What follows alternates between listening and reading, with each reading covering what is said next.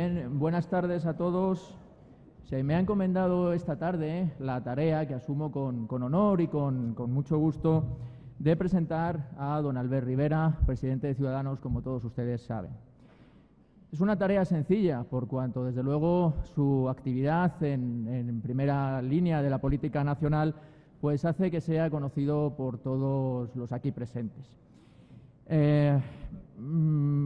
Por ello, y estando en un foro universitario, esbozaré muy brevemente algunos aspectos de su currículum académico y profesional, no político, para posteriormente acercarles algunos rasgos personales de nuestro protagonista, probablemente desconocidos, eso sí, por la mayoría de los aquí presentes, pues creo que esa es, al fin y al cabo, la tarea de un presentador. Don Albert Rivera es licenciado en Derecho y máster en Derecho por ESADE, Universidad Ramon Llull, cursos o títulos que obtuvo durante el periodo 97 a 2002. Durante su etapa universitaria también cursó estudios en la Universidad de Helsinki, Finlandia, en el año 2001, y en representación también de la Universidad Ramon Llull gana el Campeonato de España de Liga de Debate Universitario. Es doctorando en Derecho Constitucional en la Universidad Autónoma de Barcelona durante el periodo 2002 a 2004. En el año 2009 realizó un curso en Marketing Político en la Universidad George Washington de Estados Unidos, y del 2002 al 2006 trabajó en la Caixa como asesor jurídico tras ganar unas oposiciones internas.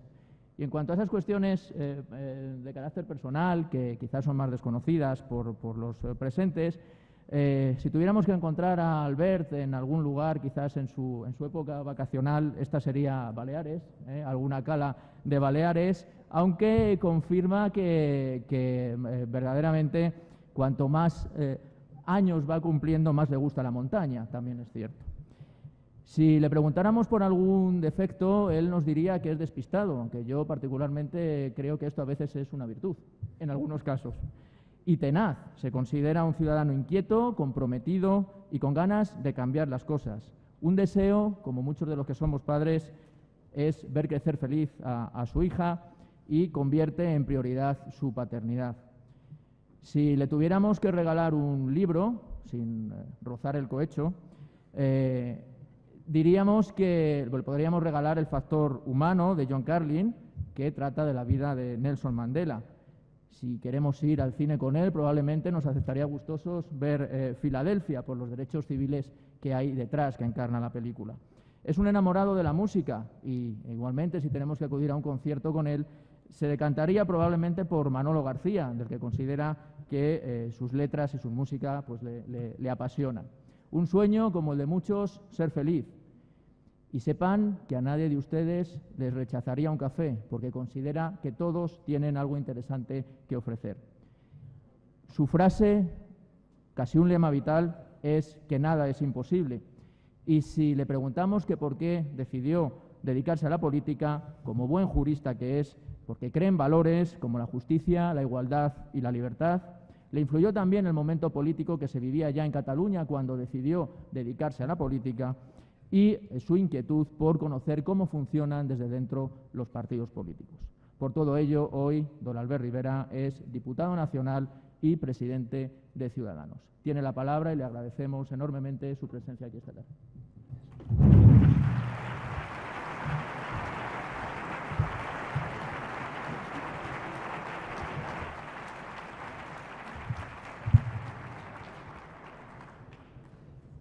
Buenas tardes a todos. Muchísimas gracias en primer lugar al profesor por presentarme, a todos los que están aquí, vosotros, en este foro universitario, a la universidad por la invitación. Siempre es un placer volver a la universidad en la que compartí seguramente los mejores años de mi vida, y también a Razón por invitarnos y darnos la oportunidad de hablar, 40 años después, hablar de nuestra Constitución y de los próximos 40 años seguramente, que es lo que intentaré hacer a continuación.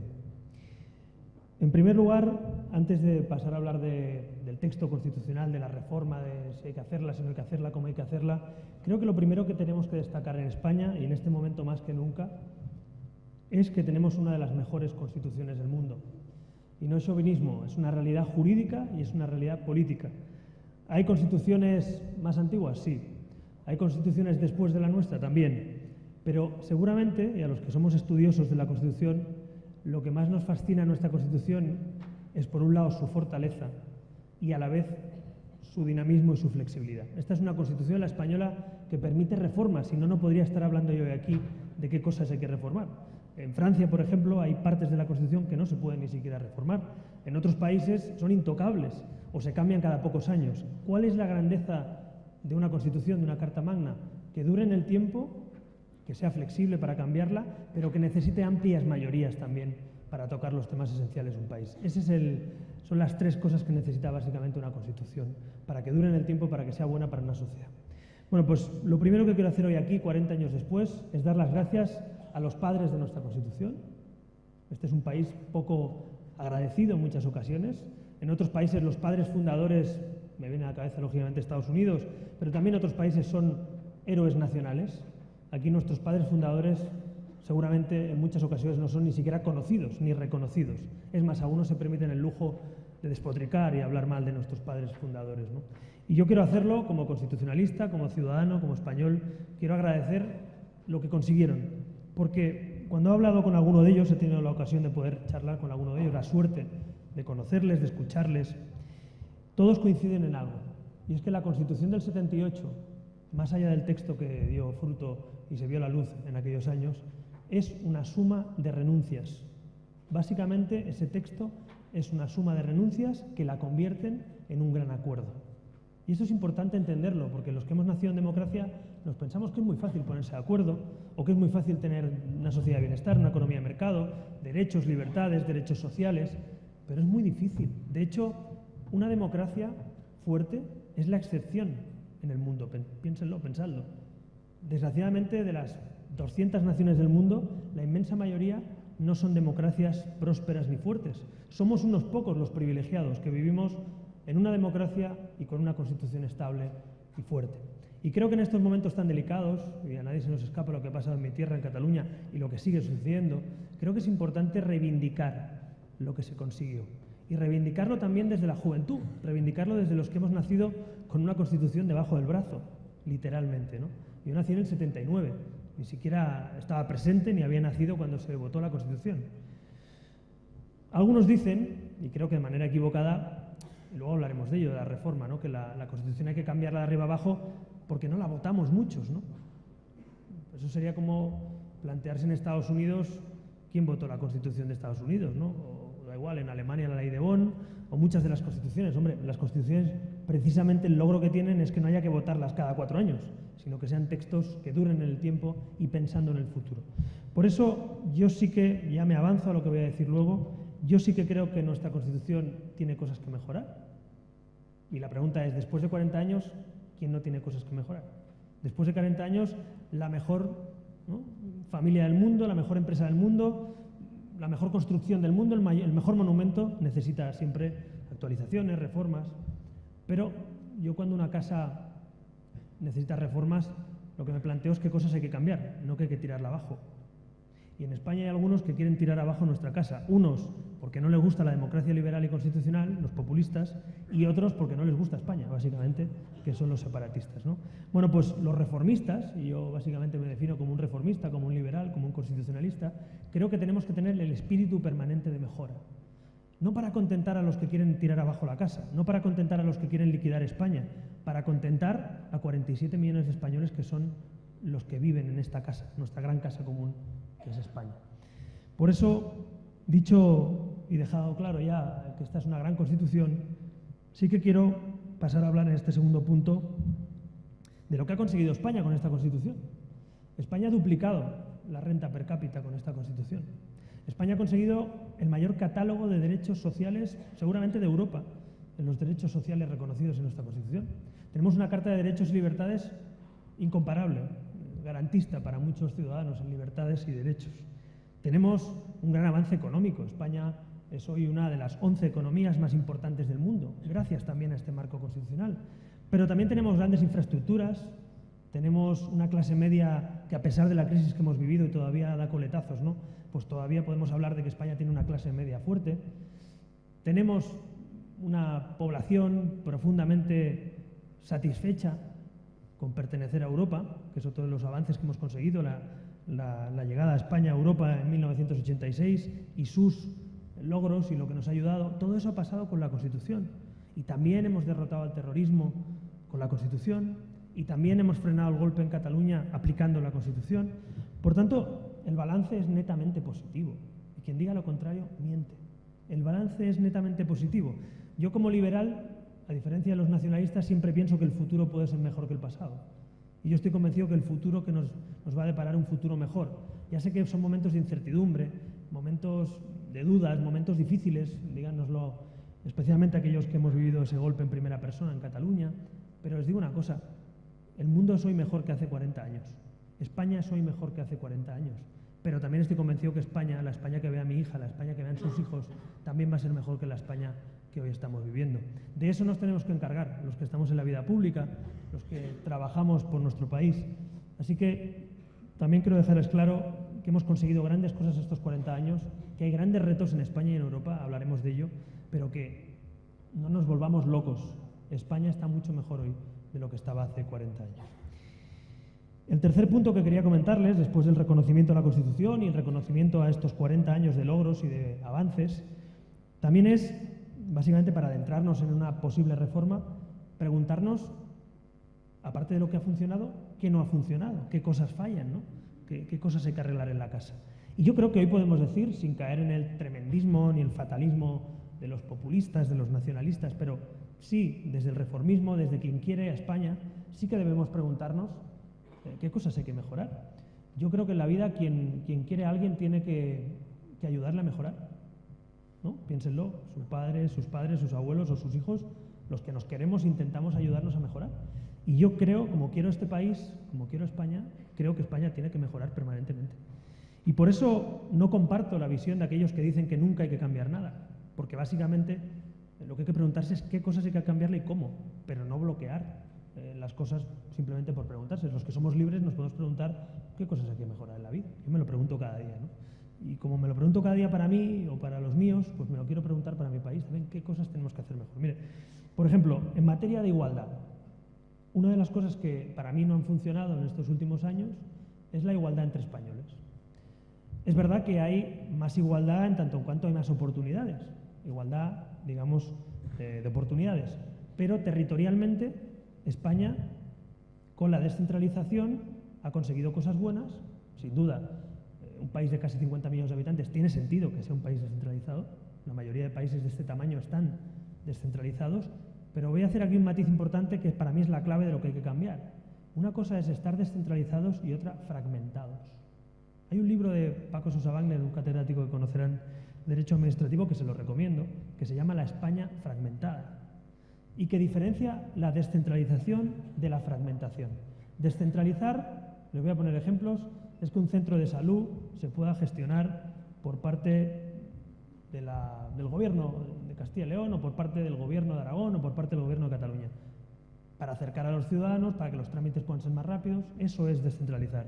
Ahora bien, que yo cuando me desplace por el territorio español, si a mí me cogiera un ataque de alergia o de otra cosa, Dios no lo quiera, aunque algunos sí que lo querrían, pero si nos pasa algo a alguno de nosotros ahora, y en mi caso, yo estoy empadronado en Barcelona, si yo quiero ir a ser atendido a un hospital o a un centro de salud aquí, pues van a considerarme, según la ley, un desplazado. Desplazado es que no tienes tu tarjeta sanitaria en esa comunidad y tendré que hacer no sé cuántos papeles para solicitar que, por favor, como español me atiendan en España. Y algo falla cuando no tenemos una tarjeta sanitaria única. Algo falla cuando nos desplazamos en vacaciones, en verano, por trabajo, y nos dicen, en tu propio país, usted es desplazado, vamos a tener que pedir una serie de papeles. Oiga, no, yo soy español, aquí está mi DNI, atiéndame, por favor. A mí, a mi padre o a mi hija. Y creo que esos son uno de los ejemplos claros de la diferencia entre descentralización y fragmentación. Descentralizar es acercar a los ciudadanos para que vivan mejor. Fragmentar es crear chiringuitos, burocracias y barreras, no para que vivan mejor los ciudadanos, sino para que vivan mejor algunos políticos y para que algunos se batallen entre sí de quién es la competencia o de quién es el dinero.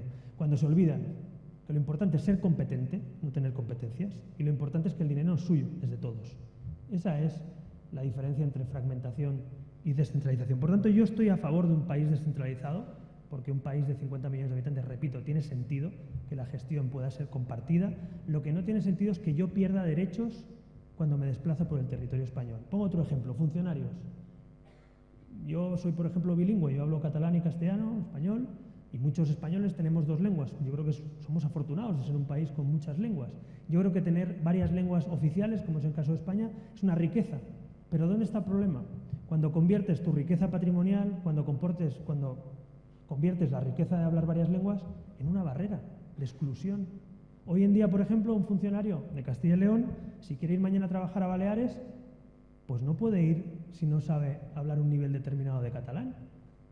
¿Tiene sentido que un funcionario no pueda trabajar o desplazar a su familia por el territorio nacional cuando son cuerpos nacionales? O un policía, da igual, un profesor. Pues no tiene sentido.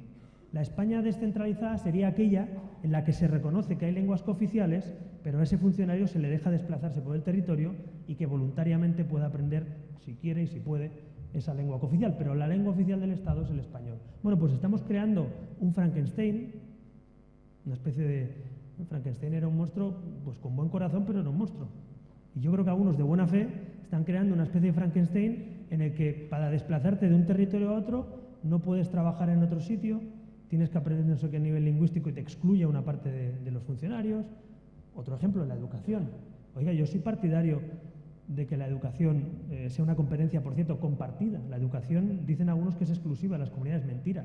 La ley orgánica es una ley nacional, hay unas bases que son nacionales y, de hecho, la Constitución nos obliga a la alta inspección del Estado en todo el país o, por ejemplo, controlar los contenidos de los libros de texto, ¿no? Bueno, pues eso no es que se hayamos cedido en exclusiva, es que hemos hecho omisión de nuestras obligaciones como Estado. Por tanto, hay que recuperar ese terreno de lo que ya tenemos en la Constitución. El artículo 27 dice que el Estado tiene que poner en marcha la alta inspección del Estado para controlar y supervisar lo que pasa en las aulas. Os digo una cosa, un país, y pensémoslo, pero por un instante, un país que no se preocupa de lo que pasa en sus aulas es un país sin futuro. Porque en las aulas, desde el 0-3 años hasta la universidad, está el futuro de nuestro país. La educación es la palanca principal de transformación de un país.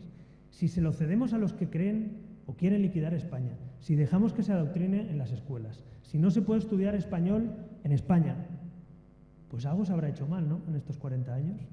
Por tanto, yo no quiero caer en el fatalismo de los populistas ni los nacionalistas, ni en el acomodo de los viejos partidos que dicen no hay que cambiar nada, todo va bien, sigamos por la misma vía.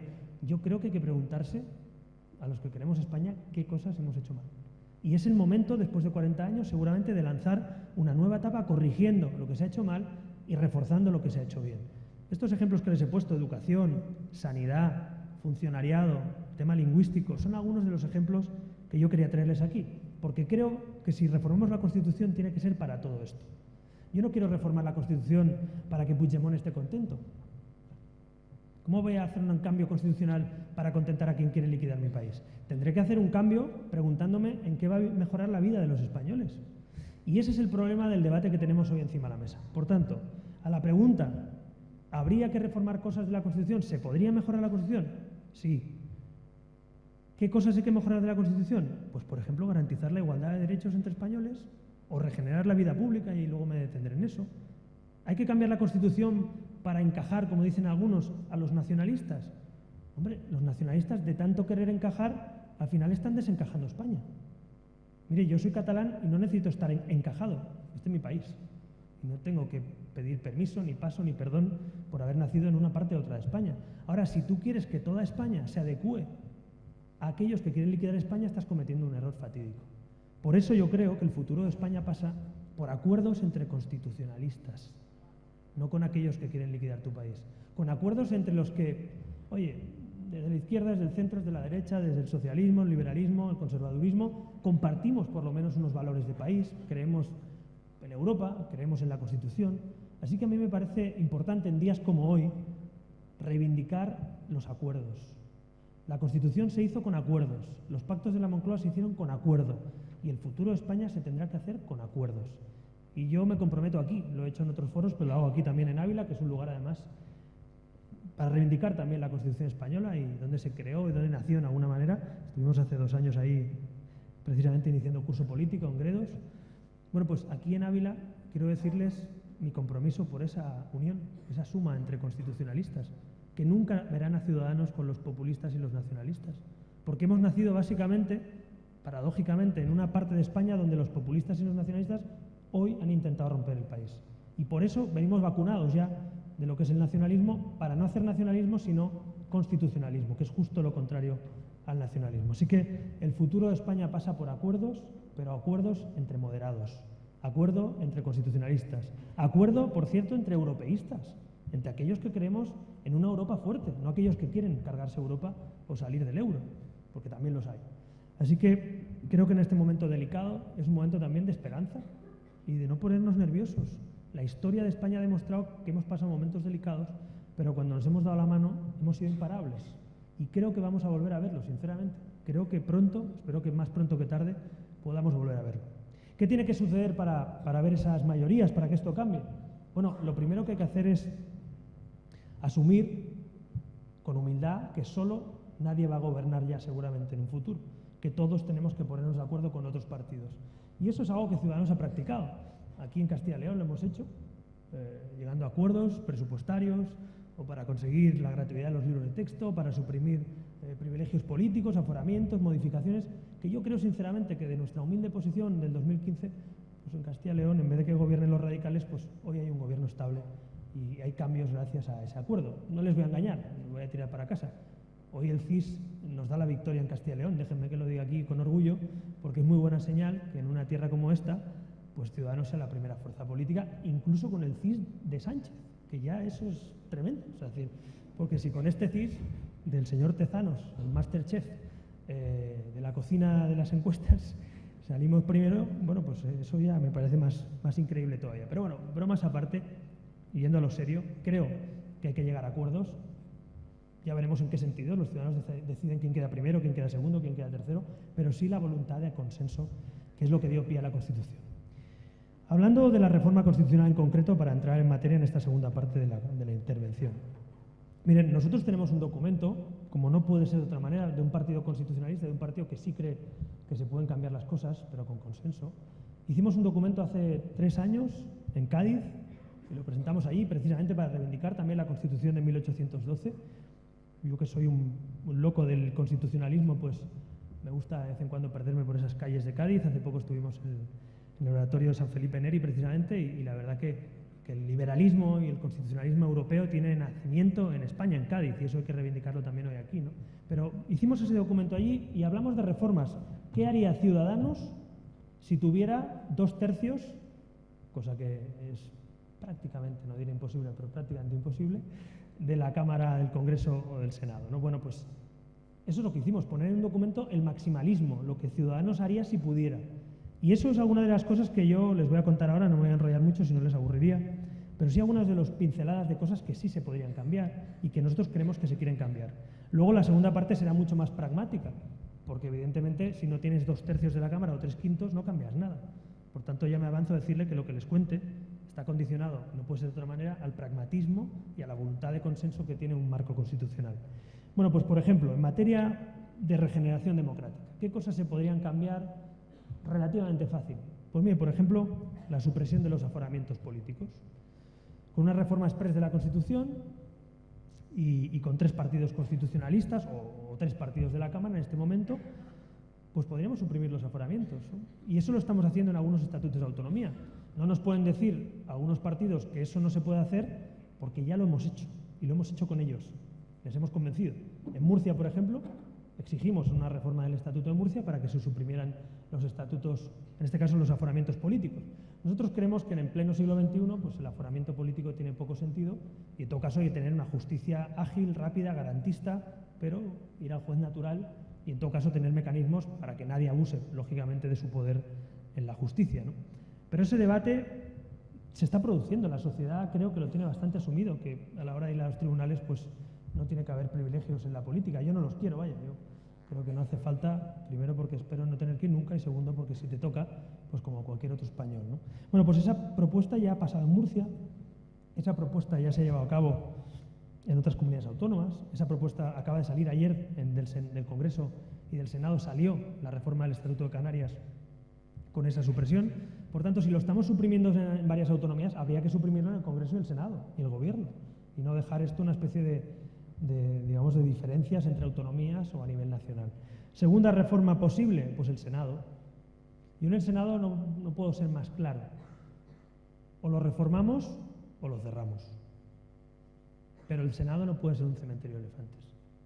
El Senado no puede ser un lugar donde no tiene competencias exclusivas, donde prácticamente es una segunda lectura del Congreso, donde estamos viendo que los partidos políticos lo utilizan para bien o para mal con interés partidista, y yo creo que el Senado, en una Cámara territorial de verdad, sí que podría ser útil para España. Si el Senado fuera una representación de las comunidades autónomas y además allí se produjesen los debates nacionales pero territoriales, es decir, financiación autonómica, plan de infraestructuras, plan hidrológico, bueno, pues eso es un Senado, una Cámara donde se debaten los asuntos con implicación territorial. Por tanto, yo como constitucionalista sí que creo que el Senado originalmente tenía un sentido de ese tipo. El Senado actual, lo siento, no es eso. La prueba es que estamos viendo estos días que PP y PSOE llevan al Congreso o al Senado en función de las mayorías que tienen y no en función de las competencias que tiene el Senado o el Congreso.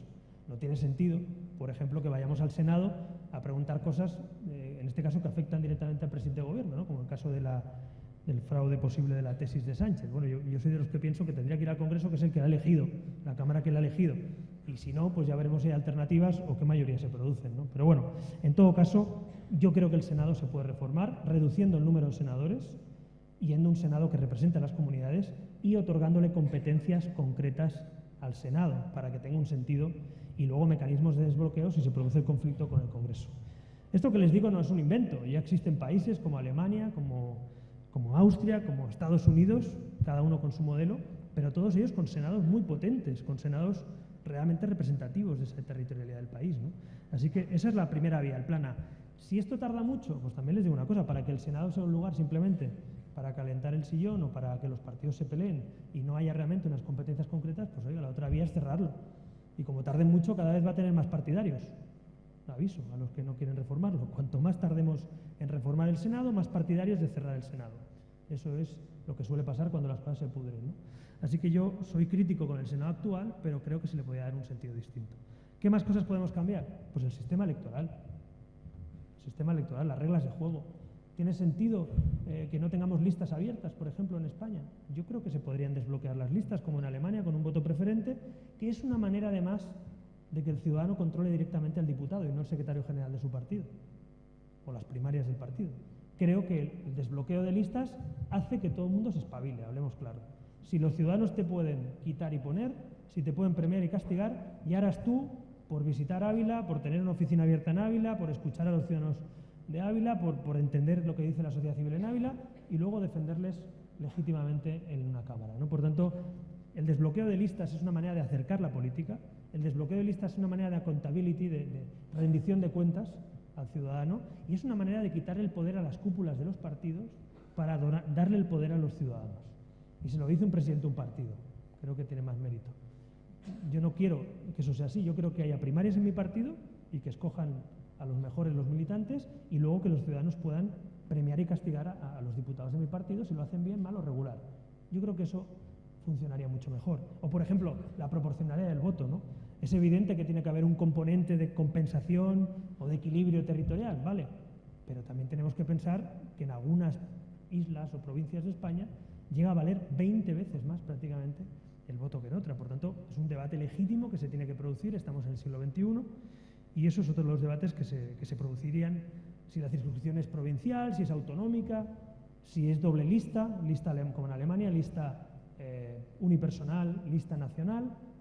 Estamos abiertos a hablar de todo esto. Lo que no creo que sea asumible es una ley electoral de hace 40 años que prima básicamente a los nacionalistas, que es lo que son los que salen ganando en todo esto, y que algunos votos de los españoles valen menos según si votan a partidos nacionales o partidos nacionalistas. Pues yo no entiendo por qué eso es así. O, por ejemplo, Ciudadanos ha planteado un corte del 3% electoral en el Congreso de los Diputados. ¿Por qué? Bueno, porque lo mínimo que hay que exigir a un partido que está en el Congreso es que represente a un mínimo de ciudadanos. ¿Por qué? Porque yo veo a veces intervenciones en el Congreso de unos señores que quieren cargarse España con el mismo tiempo de intervención, montando numeritos, cobrando igual, con la misma apoyo público y encima insultándonos a todos y encima intentando torpedear que el país funcione. Y esos A esos señores yo solo le pido que tengan un mínimo. Oiga, si el PNV o Esquerra Republicana o el PDeCAT quieren estar en la Cámara de Representación Nacional, pues que saquen votos en toda España. Mire, la Liga Norte, no, desde luego no es el mejor ejemplo, pero lo ha conseguido. Han sacado votos en el sur, en el centro y en el norte. Eran un partido nacionalista del norte de Italia. Bueno, pues se han transformado en otra cosa, bueno, muy bien, pero lo que no tiene sentido es que el sistema electoral español, a personas que consiguen el 0,7% del voto, puedan darle la vuelta a una moción de censura, puedan bloquear unos presupuestos o puedan chantajear al Estado. Eso es lo que sucede con el sistema actual. Por tanto, 3% de coste electoral, y quien lo supere, pues bienvenido al Congreso. Y quien no lo supere, pues seguramente en un Senado reformado tendrá voz a través de los gobiernos autonómicos en la representación territorial. Bueno, pues estas son algunas de las cuestiones que afectan a la ley electoral, que algunas de las cosas, no todas, algunas se tendría que cambiar la Constitución. Separación de poderes. Bueno, pues yo creo que esto es muy importante, ¿no? Montesquieu lo dejó escrito, el Partido Socialista se lo cargó, Alfonso Guerra, de quien sí que me gustan muchas de las cosas que dice hoy, pero no me gustó lo que hizo en el 85 con la ley del Poder Judicial, pues dijo aquello de que Montesquieu había muerto, ¿no? Que le preguntaban qué pasaba con la separación de poderes, y bueno, Montesquieu ha muerto. Y yo tengo la sensación de que Montesquieu no ha muerto, está secuestrado, y hay que liberarle. Hay que liberarle cambiando el sistema de elección de los jueces, cambiando el sistema de elección de la Fiscalía, para que la Fiscalía no sea del Gobierno, sino del Estado, como dice su nombre, cambiando también y limitando la afiliación o cercanía política en los magistrados del Tribunal Constitucional. En definitiva, creo que en el Tribunal Constitucional, en la Fiscalía y en la ley del Poder Judicial, algunas cosas por ley, que son leyes orgánicas, algunas otras cosas por reforma constitucional, tendría también que modificarse. En definitiva, la regeneración democrática tiene cabida y hay cosas de las que estamos hablando todo el día y que algunas de ellas se podrían incorporar en la reforma constitucional. Como ustedes ven en todo esto que he dicho, no hay rendición de tributos a los separatistas, más bien lo contrario. Hay un ajuste del Estado precisamente para un Estado fuerte y eficaz. Pondré un símil que nadie se ofenda, pero necesitamos un Estado delgado, en forma y fuerte. Y no necesitamos un Estado con grasa elevada y débil. Y hoy España es un Estado muchas veces con demasiada grasa, con poco músculo y muchas veces demasiado lento, poco ágil para servir a los ciudadanos, a las empresas y para proteger a España de los que les atacan, ¿no? Y yo creo en un Estado, porque el Estado tiene sentido, pero un Estado ágil, un Estado fuerte, un Estado eficaz, un Estado dinámico. Por tanto, el Estado sí que es un instrumento de los que somos liberales, sin duda. El Estado es un invento, básicamente, del liberalismo.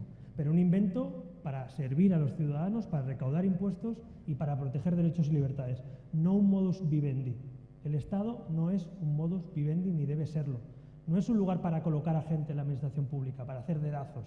No es un lugar para colocar a tus amigos al frente de Correos o del CIS. No es eso, ni de paradores, no. Eso no es el Estado en el que yo creo. Yo creo en un Estado en el que se llega a un puesto por mérito y capacidad, en el que nadie te puede enchufar, en que nadie presiona a los funcionarios para que no se denuncie la corrupción. Creo en un Estado que protege mis libertades en el último pueblecito de Cataluña o en Madrid o en Cádiz, da igual, pero me protege y me siento protegido. Creo en un Estado que me permite ser funcionario en toda España, hablar mi lengua oficial en toda España, un Estado que me garantiza mi derecho a la sanidad en toda España. Ese es el Estado que necesitamos. Y eso se ha ido degradando con los pactos con los nacionalistas y con la burocracia y la partitocracia que se ha ido comiendo literalmente al Estado en manos de los partidos y perdiendo fuerza ese propio Estado. Por tanto, un Estado eficaz y una sociedad civil libre. Esto es importante lo que digo. Una sociedad civil libre, que no dependa del BOE, que no dependa de las subvenciones. Una sociedad civil que se autoorganiza, que le da voz a los ciudadanos y se autoorganiza cuando algo no le gusta o cuando quiere organizar algo. Esa es la sociedad civil. Los Ciudadanos nació gracias a poder montar una plataforma desde la sociedad civil. Y hay pues universidades, entidades, espacios de tercer sector, muchos ámbitos en España que gracias a su trabajo desde la libertad siguen existiendo muchos espacios donde el Estado no llega. Así que yo creo en la colaboración público-privada. Donde el Estado no llega, tiene que llegar la sociedad civil. Y en algunos lugares mejor que no llegue el Estado. Mejor que sea la sociedad civil que lo gestiona. Bueno, pues todo esto que les digo, un Estado eficaz, ágil, es lo que queremos. Otro de los debates que hemos planteado en Ciudadanos es sobre las competencias del Estado, las competencias autonómicas y las municipales. Decía antes que la educación no está en manos de las comunidades. La educación está compartida y, eso sí, las competencias del Estado están silenciadas, están amarradas, no están siendo útiles. Les pongo un ejemplo. Ciudadanos quiere que haya una selectividad única en toda España. ¿Qué sentido tiene una evaluación de esa naturaleza? Con criterios distintos. ¿Cómo puedo saber yo cuál es el verdadero nivel de un estudiante si la selectividad está partida en 17? ¿Cómo lo sabemos? De hecho, los nacionalistas lo aprovechan muchas veces con el informe PISA, con otros, ¿no? No, aquí se habla mejor español que en Valladolid, dicen algunos nacionalistas. Digo, ¿y cómo lo sabéis? Si la evaluación es distinta, ¿la hacéis vosotros? Claro. Yo quiero una evaluación nacional y quiero una selectividad única, con las lenguas cooficiales y que se pueda hacer en castellano, en catalán, en euskera, lo que tú quieras, pero un examen y un sistema único. Y quiero que los libros de texto sean gratuitos, no por comunidades como estamos logrando, sino que sea un derecho de las familias a poder estudiar y no tener que endeudarse para que sus hijos estudien en la universidad o en la escuela pública. Quiero que el español sea lengua oficial en todo el Estado, que no haya que pelearse para conseguir estudiar en español. Yo vengo de Cataluña y conozco familias que se han pasado 10 años en los tribunales para que su hijo estudie un 25% de horas en español en España. Oye, imagínense esto en Alemania, un señor litigiando para estudiar alemán en Alemania. Es que es ridículo, ¿no? O inglés en Inglaterra. Bueno, pues aquí la gente tiene que ir a los tribunales, porque en varias comunidades hemos hecho dejación de funciones.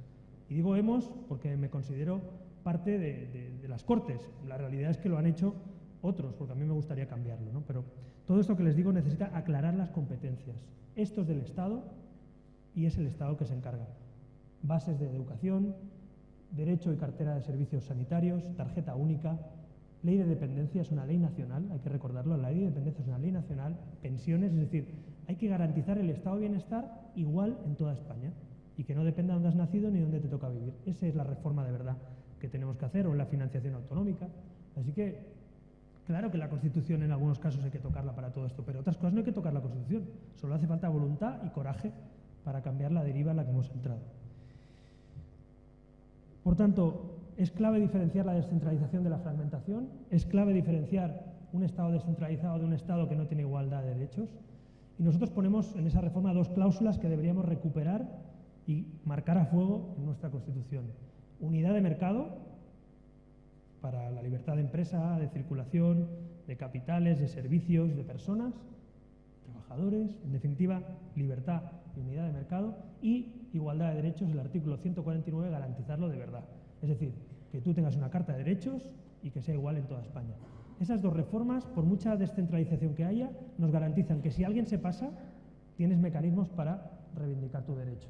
Que si alguien no quiere que estudies en español no sé dónde, tengas derecho a hacerlo. Que si alguien no te deja trabajar como funcionario en otro sitio, puedas hacerlo. Que si alguien ha hecho 17 legislaciones sobre no sé qué asunto de competencias autonómicas, puedas apelar a la unidad de mercado para competir en toda España y trabajar en toda España. Eso es lo que está en juego.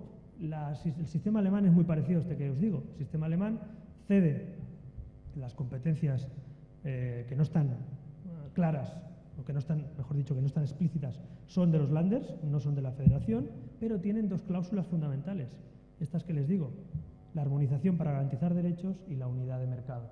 Bueno, pues si esas cláusulas se cumplieran, podríamos hablar de descentralización y no de fragmentación. Mientras no tengamos unidad de mercado y no tengamos igualdad de derechos, tenemos una fragmentación de nuestro país. Finalmente, todo esto que les digo, todo lo que les he dicho y algunas cosas que me he dejado para no aburrirles, todo lo que les digo es culpa o hay que cambiarlo en la Constitución. No. Muchas de las cosas que les he dicho se pueden hacer por ley. Por ejemplo, la Ley Orgánica del Poder Judicial, la Ley del Tribunal Constitucional, la Ley Orgánica de Educación. Por tanto, también me voy a alejar mucho de aquellos que le echan la culpa a la Constitución. Hay partidos que, como han hecho las cosas mal gobernando, dicen, es que hay que reformar la Constitución. ¿Así? ¿La Constitución te obliga a robar los ERE? ¿La Constitución te obliga a montar la Gürtel o el 3% en Cataluña? ¿Es culpa? El segundo problema de España es la corrupción. ¿Es culpa de la Constitución? No.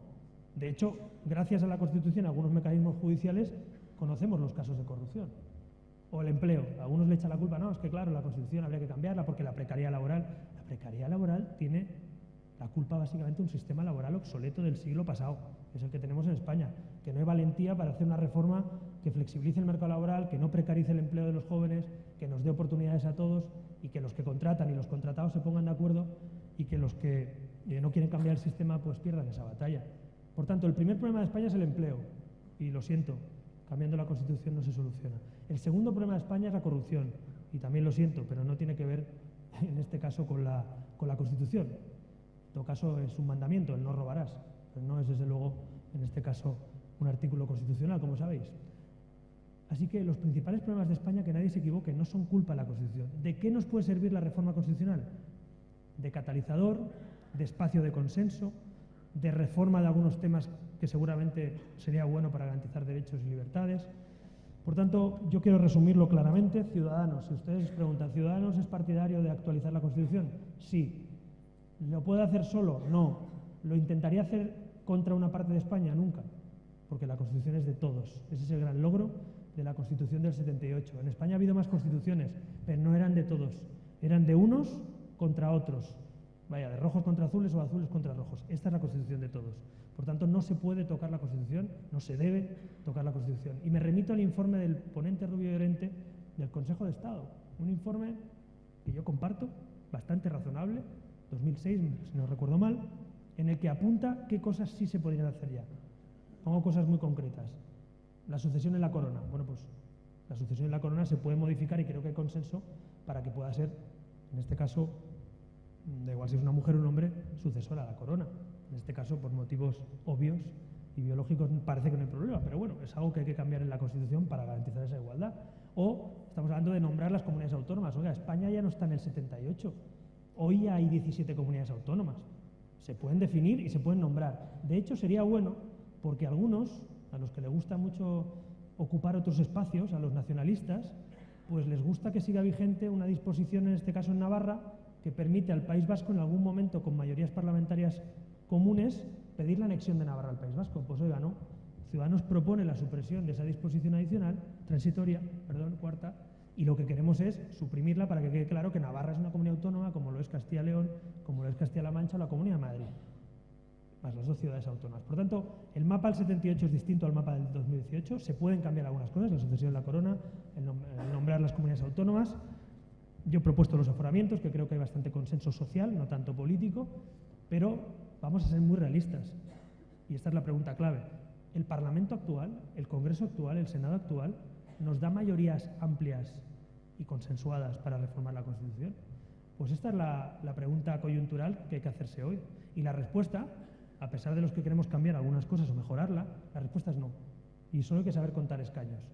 Ahora mismo, Ciudadanos, el Partido Popular, podemos estar de acuerdo en defender la Constitución, pero es verdad que tampoco estamos exactamente de acuerdo, porque el Partido Popular, estuvo ayer creo aquí Pablo Casado, no quiere reformar la Constitución, nosotros sí. Pero con el Partido Socialista dice que quiere reformarla, pero la quiere reformar con eso que Sánchez llama la nación de naciones. Yo pensaba que éramos una nación, resulta que somos un montón. Yo creo que España es una nación, no necesita inventarse naciones. Cataluña es una comunidad autónoma, el País Vasco es una comunidad autónoma, como lo es Castilla y León, como lo es Castilla-La Mancha, y mal que le pesa a los nacionalistas, como lo son todas y cada una. Y por tanto, yo como catalán que soy no quiero privilegios ni para mi tierra, porque soy español sobre todo. Y por tanto, me parece que esa línea del Partido Socialista es un error. Abrir en canal la Constitución para hablar de nación de naciones, para que Cataluña o el País Vasco, no sé qué región, sea una nación y por tanto tenga más derechos y más privilegios y el resto sean como de segunda, hombre, eso ya lo hemos solventado. Por suerte la Constitución ha dado hoy un camino común a 17 comunidades autónomas y 2 ciudades autónomas. Lo que hemos conseguido en 40 años no nos lo carguemos ahora. Mejoremos lo que haga falta. Aclaremos competencias, financiación autonómica, pero no nos carguemos la igualdad entre territorios y entre comunidades, que es lo que ya hemos logrado, ¿no? Por tanto, yo no soy partidario de la reforma del Partido Socialista, el Partido Socialista tampoco es partidario de las reformas por la igualdad y por la regeneración que nosotros planteamos, el Partido Popular no quiere reformarla y Podemos quiere poner las patas arriba, quitar la monarquía parlamentaria, cambiarlo todo, básicamente todo lo que pueda liquidar lo que ellos llaman régimen del 78 y yo le llamo democracia, y finalmente los separatistas, que les da igual en general todo, la democracia, la Constitución, solo quieren cargarse España. Por tanto, este panorama que les digo es desolador, bueno, no lo sé, pues la realidad. Así que todo este debate que yo les he hecho ahora, todo lo que les he dicho, toda esta chapa que les he pegado, sí que tiene que servir para algo, que es para tener una base, para tener unos documentos de trabajo entre juristas, entre constitucionalistas, que yo planteo, y de hecho lo planteé ya con el acuerdo que firmamos con Mariano Rajoy, que tenía que haber una mesa de debate entre partidos, entre juristas, que pudieran consensuar un documento.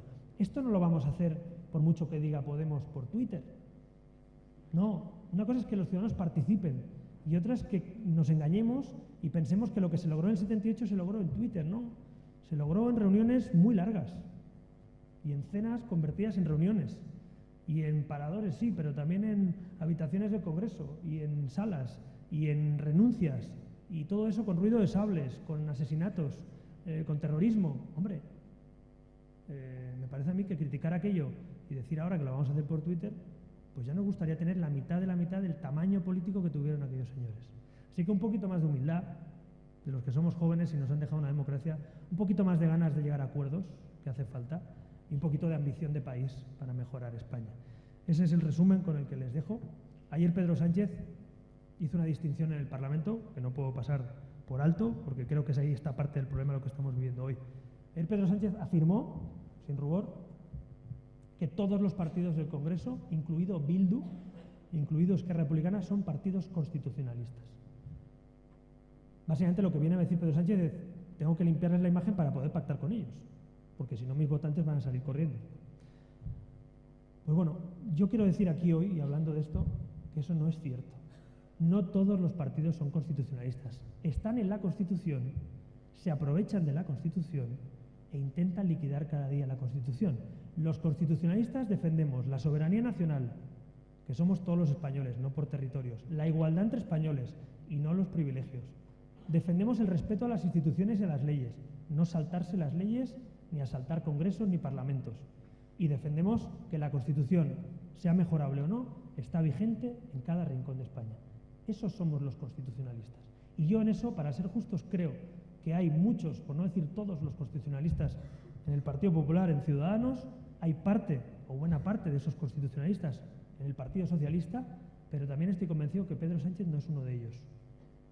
Y por tanto yo diferencio entre el sanchismo y el constitucionalismo. Y creo que hay que volver al constitucionalismo del siglo XXI, modernizando el país, mirando al futuro, sumando, como hicieron los padres de la Constitución, pero teniendo claro que este país hay que cuidarlo. Teniendo claro que los que quieren liquidar España no pueden tener la batuta de nuestras pensiones, de nuestra sanidad o de nuestra educación. Teniendo claro que no vamos a pedir nunca más perdón por ser españoles en Cataluña, por ser españoles en el País Vasco y desde luego no son por ser españoles en ningún rincón de España. Si tenemos claro quiénes son los adversarios y los aliados, no nos equivocaremos. Yo tengo claro que mis aliados son los partidos constitucionalistas o por lo menos los políticos y los ciudadanos constitucionalistas. Así que el futuro pasa ahora mismo no tanto por debatir qué artículos hay que reformar, sino por defender la Constitución, por garantizar su aplicación, que sería una auténtica revolución, que se aplique la Constitución en toda España y que sean derechos realmente aplicables. Y finalmente que tengamos claro que lo que ha costado tanto conseguir no nos lo carguemos de un plumazo. Creo que hay que mirar al pasado, sí. Hay que mirar al pasado para aprender de lo bueno y de lo malo, no para regocijarse en el pasado. Al pasado hay que mirar para tomar fuerza, para saber de dónde vienes. Yo creo que los que creemos en un futuro mejor tenemos que saber de dónde venimos, pero no podemos vivir permanentemente en el pasado. Doy gracias a todos los que hicieron posible esta Constitución, doy gracias a los que han garantizado que se cumpla 40 años, pero creo que los que hemos nacido en democracia tenemos una obligación moral con nuestro país, que es garantizar que se cumpla y mejorar España. Muchas gracias.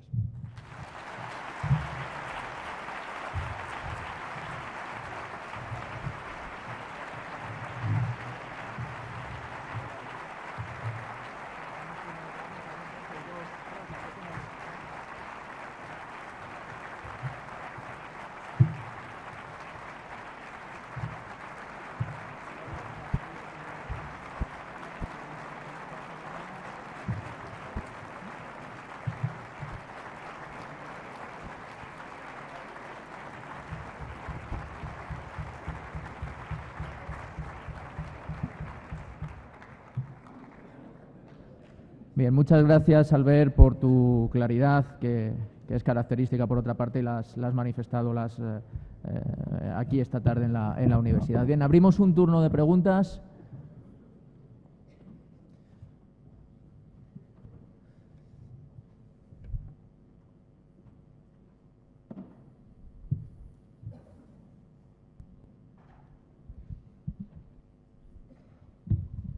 Buenas tardes. Me vas a permitir, Albert, que te tutee, ya que estamos en un entorno y en un ambiente universitario de juventud, si no tienes inconveniente. No, y yo te quería hacer una pregunta. Mira, yo pienso que la derecha, yo creo que está ocupada, la izquierda también. Yo creo que el centro no existe. Has hablado o has mencionado en buena parte de tu discurso, de tu ponencia, has mencionado el liberalismo. ¿Tú crees que Ciudadanos, al margen de estos conceptos ya tradicionales de izquierda y derecha, vuestro hueco o vuestra posición está en una posición de liberalismo que yo creo que es un espacio que está por descubrir por buena parte de la sociedad española todavía? Pues, mirad, el concepto de la izquierda y la derecha, como sabéis, nace en la Revolución Francesa y la división que hacen en la Cámara cuando se sientan, ¿no?, los partidarios o no, los más o menos moderados, los más o menos radicales, los más o menos reaccionarios. Pero claro, es que es de la Revolución Francesa. Y esa división que en el siglo XXI, con un debate sobre inteligencia artificial, el debate laboral sobre la robótica, los nuevos derechos y las nuevas amenazas que tenemos en pleno siglo XXI, en fin, todo lo que está ocurriendo, a mí me parece que seguir intentando contestar y responder preguntas con la etiqueta izquierda o derecha como si fuera una especie de contigo contra mí me parece demasiado simple. No digo que no haya cosas que más o menos tradicionalmente la izquierda o la derecha o el centro ha defendido. Digo que me parece que hay que superar esos conceptos. Pero como hay que superar muchas cosas en la vida, ¿no? Y creo que en ese sentido el siglo XX pone fin a esas etiquetas. Para mí, la socialdemocracia y los demócratas cristianos, los conservadores, construyen una cosa muy interesante, que es un cierto pacto en Europa, para construir la sociedad del bienestar, para construir la economía de mercado, pero eso, a mi juicio, se acaba a finales del siglo XX, principios del XXI, con la crisis que hemos vivido, y en este momento, en plena era de la globalización, yo hago preguntas y pensad qué respuesta tiene una izquierda o la derecha. Por ejemplo, ser proteccionista y poner aranceles, ¿es de izquierdas o de derechas? Pues mire, yo he visto que Trump quiere poner aranceles, se supone que es de derechas, pero veo que, no sé, Mélenchon en Francia o Syriza o Podemos también son partidarios del proteccionismo y están en contra de los tratados de libre comercio y se supone que son de izquierdas. Por tanto, estamos viendo que el eje no es ese. En cambio, veo que partidos liberales, partidos más o menos socialdemócratas, demócratas cristianos, defendemos el libre comercio. Y se supone que son posiciones distintas, pero estamos de acuerdo en una pregunta clave del siglo XXI. ¿Quieres libre comercio o quieres proteccionismo? ¿Quieres aranceles o quieres vender tu producto con un clic? Bueno, pues ese es un debate. Pongo el ejemplo que hemos tenido en los debates ahora en el Congreso. Hemos tenido un debate sobre una apertura y una regulación nueva del mercado de transporte, debate taxis, VTCs y todos esos asuntos, y curiosamente he visto a partidos supuestamente de izquierdas defender no a los consumidores, sino a determinadas patronales. Claro, cuando Podemos defiende a la patronal y los consumidores, que tienen que poder escoger en libertad qué tipo de transporte usan, les quieren prohibir lo que están haciendo, entonces ¿esto es de izquierdas o de derechas ir con la patronal? Pues no lo sé, se supone que era de derechas, pero está Podemos con ellos. Entonces, pongo ejemplos de algunas preguntas, ¿no? El mundo laboral. Yo soy partidario de acabar con la precariedad laboral, pero quiero flexibilizar la contratación para los autónomos y para las empresas que contraten con más facilidad. Pues alguno dirá, luchar contra la precariedad es de izquierdas y facilitar la flexibilidad de contratación es de derecha. Pues yo creo que es de sentido común que en este mundo que vivimos, quien trabaje tenga una prosperidad en su empresa y a la vez que quien contrate tenga la facilidad de ponerse de acuerdo con un trabajador o de formarse, ¿no? ¿Qué quiero decir con esto? Están superados, a mi juicio, las etiquetas, no están superadas las ideas. La libertad es una idea que sigue vigente, el libre comercio es una idea, la igualdad de oportunidades es una idea. Entonces yo estoy partidario de esos valores, pero no me va a encontrar en una mesa, ¿no?, con los rojos o los azules, como si fuera esto una especie de dogma, ¿no? Pues yo creo que eso ha cambiado y la prueba más clara es Macron en Francia, donde nació la izquierda y la derecha ha muerto políticamente 220 años después. Así que Ciudadanos está definido como un partido liberal, somos el único partido que se define en el sur de Europa como partido liberal en sus estatutos, somos parte y podemos encabezar incluso a los liberales de Europa en las próximas elecciones. Por cierto, en noviembre se celebra el Congreso de los Liberales Europeos en Madrid, somos anfitriones, una prueba de que el liberalismo también está en España, así que yo estoy orgulloso de poder encabezar esa línea, esa corriente de opinión, con todos los matices, pero básicamente basada en la libertad y en la igualdad de oportunidades. ¿Alguna pregunta más?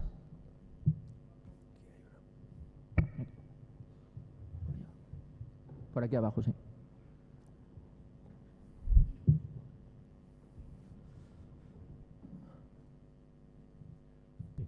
Hola, buenas tardes. En primer lugar, muchísimas gracias por venir aquí, por su intervención. Quería preguntarle si podría explicar la posición de Ciudadanos sobre las propuestas del derecho a la muerte digna frente a la aplicación actual de cuidados paliativos y frente a las propuestas que vienen de eutanasia del Partido Socialista. Y también, incluso, si esto incluiría alguna reformulación de algún derecho de la Constitución española, como pueda ser derecho a la vida, calidad de la vida o derecho a la salud. Sí. Muchas gracias.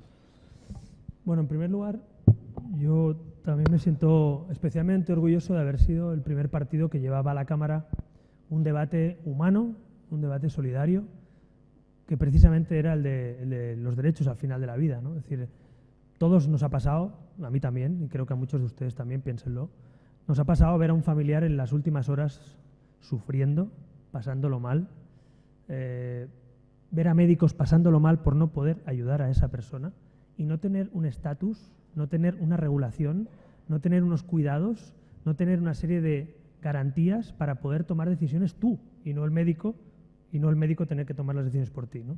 Y eso creo que es de sentido común. Además, viendo los datos últimos sociológicos que veíamos, es curioso y es de sentido común la transversalidad ideológica y de edad que tiene un apoyo masivo a regular esos últimos pasos de la vida.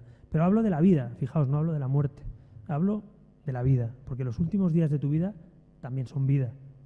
Y la vida lo es hasta el último día y tienes que vivir dignamente hasta el último día. Entonces, Ciudadanos ha llevado una ley que se llama, literalmente, Derechos al final de la vida y que está garantizando la posición del enfermo, la posición de la familia y la posición del médico. Ni el médico se la tiene que jugar, porque los médicos están para ayudar, no para jugársela, ni la familia ni los familiares tienen que sentir miedo de si el médico toma decisiones por ellos o no sé quién. Tienes que tener garantías, por eso se llama garantías al final de la vida. Dicho eso, viene otra propuesta. Esta propuesta que os digo está a punto de salir, se está negociando con los demás partidos. Creo que puede salir con un amplio consenso, por no decir por unanimidad. Podría ser una ley prácticamente con unanimidad porque respeta también esos derechos y libertades de cada uno y la creencia religiosa o no de cada uno. Y la otra que se está debatiendo es la del Partido Socialista, de la eutanasia, que es un estadio distinto en el que pasa a plantear en determinados supuestos ante un comité médico determinado si tiene o no derecho a tomar la decisión a alguien de pedir que se acabe con su vida, ¿no? Eso también se está negociando. Nosotros lo que hemos pedido a los partidos es apoyen paliativos y derechos al final de la vida, que es el primer paso, porque no va a regular usted primero cómo alguien puede decidir morir sin decidir cómo quiere acabar su vida. Primero habrá que hablar de la vida y luego, en todo caso, ver en qué supuestos y con muchas garantías, cómo y de qué manera y con qué garantías se puede hacer. Por tanto, espero que nuestra ley vea la luz pronto, y es una ley de verdad. Hay muchas personas, familiares, nos hemos reunido con colectivos de enfermos de enfermedades, en fin, muy dolorosas, y de mucha gente que está esperando que eso salga para poder acogerse y tener garantías y tranquilidad. Bastante es complicado ya ese momento como para encima estar preocupándote de la ley o no la ley o la burocracia.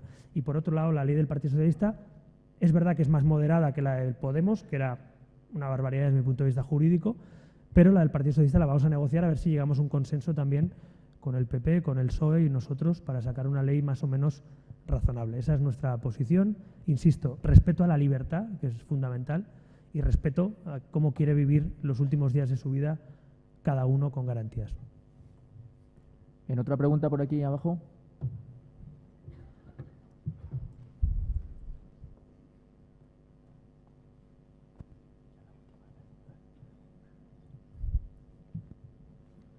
Buenas tardes, señor Rivera. Lo acaba de anunciar usted. El CIS les da un resultado estupendo en Castilla y León. Llegado el momento, las elecciones están a la vuelta de la esquina, en mayo. ¿Tendrían ustedes algún inconveniente en llegar a un acuerdo con el Partido Socialista para gobernar esta comunidad o van a ustedes a ser fieles al PP y a nadie más? Pues a mí me gustaría ser fiel a los ciudadanos de Castilla y León, que son los que van a decidir en las urnas, pero vaya, que si ganamos estaremos encantados de buscar apoyos, que sean partidos constitucionalistas, mi garantía es esa, ¿no? Y por tanto, yo lo he dicho antes en la tribuna, lo reitero aquí, no nos van a ver ustedes en gobiernos con populistas y ya no les digo con separatistas. Ahora, con partidos constitucionalistas, claro que se puede hablar. Lo he defendido en la tribuna, que hay que hablar, que hay que entenderse, que hay que llegar a consensos. Pero hay una garantía, que si Ciudadanos encabeza esos gobiernos, la moderación está asegurada, la estabilidad está asegurada. Lo hemos demostrado en los presupuestos en Castilla y León, lo hemos demostrado en los presupuestos en Andalucía, en Madrid, en Murcia, que por cierto también nos da primeros allí. En muchos sitios creo que la gente está premiando las ganas de cambiar las cosas, la regeneración política, pero también la estabilidad. La estabilidad es un valor fundamental para la política. No se pueden hacer reformas sin estabilidad. Por tanto, la estabilidad parlamentaria, la estabilidad política es un valor fundamental. Así que nosotros esta vez vamos a salir a ganar. Creo que tenemos el derecho y la obligación de salir a ganar las elecciones. Yo no me encuentro nadie por la calle que me diga, oye, a ver si sacáis en vez de tantos escaños 2 más o 1 más. No, la gente me dice, oye, os queremos ver gobernar. Queremos veros ya gobernando. Y Ciudadanos tomó una decisión en 2017 en su Congreso, que es que en las siguientes elecciones estamos abiertos a plantearnos gobiernos, ya sea encabezándolos, ya sea en coalición, ya sea con pactos de gobierno en la oposición, pero venimos a eso. Si algo he aprendido en estos 3 años es que está bien hacer política en la oposición, pero se transforma la sociedad desde los gobiernos. Y por tanto Ciudadanos no lo anunció ahora, ya lo dijimos hace 1 año y medio, pero lo reitero, queremos gobernar en Castilla y León, queremos gobernar en Ávila, queremos gobernar en Valladolid, queremos gobernar en muchos sitios donde parece que los ciudadanos, siendo muy prudentes y muy humildes, parece que los ciudadanos nos están empujando a que tomemos responsabilidades. Y lo podemos hacer con partidos constitucionalistas, hablando de programas y no de etiquetas, hablando de programas y de políticas. Yo no tengo ningún estigma, ni voy a poner ningún estigma ni al Partido Popular ni al Partido Socialista, más allá de lo que no comparta. Pero vamos a intentar buscar lo que compartimos. Y creo, sinceramente, que eso es lo que la sociedad espera de Ciudadanos. Un partido moderno, un partido con ganas de cambiar las cosas, pero un partido moderado, que no hace tonterías, ni locuras, ni se gasta lo que no tiene en las cuentas públicas, ni criminaliza a los rivales, ¿no?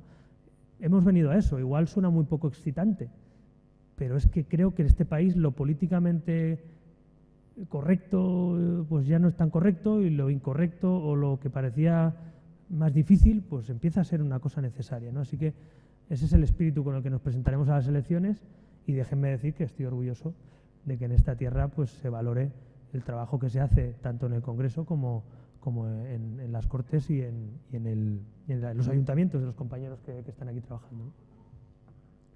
Una última pregunta. Bueno.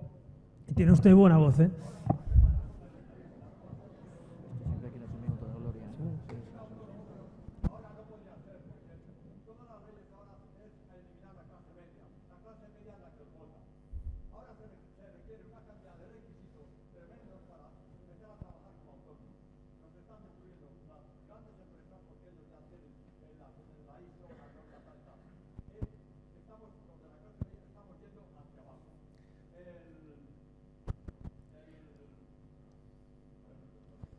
Bueno, está ya.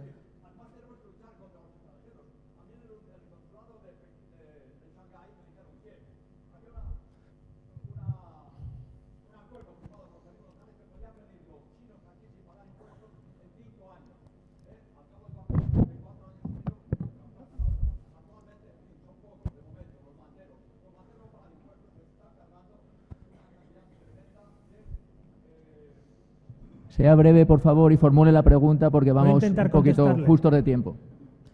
Bueno, en primer lugar, tiene usted razón en algo que es muy importante, lo primero que ha dicho. Este es un país en el que una parte de los partidos, no diré todos, pero hay una parte de los políticos que están todo el día maquinando cómo sacar más provecho de la gallina de los huevos de oro, que es la clase media de este país.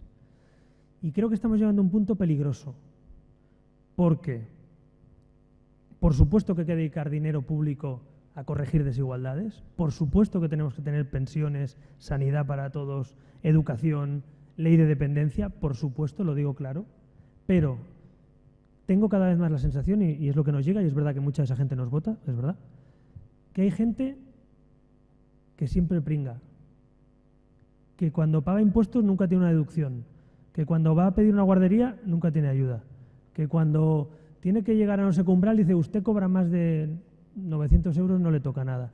Claro, cuando no te toca nada muchas veces y agregas eso, resulta que hay gente que está en un umbral de clase media trabajadora y tiene sensación de, joder, es que yo siempre estoy pagando, ¿no? Y cuando tengo que pagar los libros de texto, ¿usted cobra más de tal? No, los libros de texto no, a usted sí. Hombre, pues por eso decía yo antes lo de los libros de texto, oiga, que cualquier familia española no le tengan que caer 600 euros de mochila en septiembre por cuando tiene 2 hijos, ¿no? Pues oiga, pues que sea para todos y que los tenga al colegio y que se usen. O sea, creo que hay que empezar a pensar más en la clase media de este país. Un país es próspero cuando tiene 2 cosas, democracia y clase media. Cuando un país degrada la democracia y se degrada la clase media, llegan los populismos, llegan los de las varitas mágicas, llegan los que les prometen a todos subvenciones, cheques y de todo. Y eso no funciona. Así que yo, como hijo también de clase media y trabajadora que soy, como hijo de autónomos, no le puede usted imaginar la paliza que me pegan a mí cada vez que voy a comer los domingos con los autónomos. Tiene razón mi madre y mi padre. Ahora, en Sánchez Iglesias, con el pacto de la cárcel este que han hecho, les van a meter un sablazo de 430 euros a los autónomos, hombre. Habíamos conseguido quitarles un poquito de peso, bajarle IRPF, otra vez otro sablazo a los autónomos. Siempre pringan los mismos, 3 millones y pico autónomos, los que echan gasolina al diésel, bueno, esos son los ricos, según Iglesias. Bueno, pues yo no tenía entendido que los autónomos que no llegan a final de mes son ricos, ni que los que llenan el depósito de gasolina porque no se pueden cambiar el coche, pues son ricos. Yo creo que son clase media que sostiene este país. Así que tiene usted razón en que las leyes de este país tienen que empezar a pensar mucho más en la clase media trabajadora para que la gente confíe en la política y en las instituciones, porque si no, dejaremos que los populistas arrasen con todo, con motivos como los que usted decía aquí. Un matiz, lo de los manteros. Nosotros lo hemos dicho claramente y nos ha caído, usted sabe todo lo que nos ha caído por criticar lo de los manteros. ¿Pero sabe por qué lo criticamos? Pues mire, también soy hijo de comerciantes. En este caso me toca todo. Y los comerciantes pagan impuestos. Y los comerciantes están viendo cómo bajan sus ventas. Y los comerciantes pagan su alquiler y contratan a gente y la dan de alta. No hay derecho a que la gente que hace las cosas bien tenga castigo y a que quien se salta las leyes tenga premio. Eso me lo enseñaron a mí de pequeño. Quien hace las cosas bien, pues tiene que tener reconocimiento. Y quien las hace mal tiene que tener castigo desde la legalidad o sanción. Bueno, pues en este país resulta que lo hacemos al revés. A los que se saltan las leyes, pues los ponemos de pregoneros en las fiestas de Madrid, y a los comerciantes que no pueden ampliar su tienda, que no pueden poner una terraza a un hostelero, que les suben los impuestos, son criminales. Pues yo pensaba que esos comerciantes son los que sostienen el país, son los que levantan la persiana o la tienen que cerrar si no funciona. Así que yo lo siento si a algunos no les gusta, pero yo creo que sí, que los que hacen las cosas bien tienen que tener una palmadita en la espalda del Estado y bajadas de impuestos cuando se pueda, y reconocimiento, y libros de texto o guarderías, claro que sí. Y quien no cumpla las leyes, pues tiene que saber que en este país quien no cumple las leyes, pues tiene sanción, como en todos los países del mundo, vaya, no es ninguna novedad. Por cierto, matiz, esto que digo de los manteros es porque no, esas mafias que organizan y utilizan a esa gente, que además esa gente realmente se lleva ni la mitad de lo que ganan todas esas mafias, pensemos también eso. El problema no es que sean extranjeros, el problema es que esas mafias compiten contra los comerciantes de manera ilegal. No nos equivoquemos, no mezclemos el origen de una persona o la raza de una persona, no lo mezclemos con cumplir o no la ley. Yo en eso no hago distinción. A mí quien cumple la ley me merece todos los respetos, sea del origen que sea o del país que sea. Pero quien no cumple la ley también me da igual del país que sea. Creo que tiene que cumplirla. Bien, pues muchas gracias, Albert, por haber permitido este amplio turno de preguntas y por haber estado con nosotros.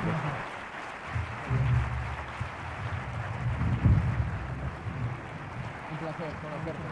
Mucha suerte. Gracias.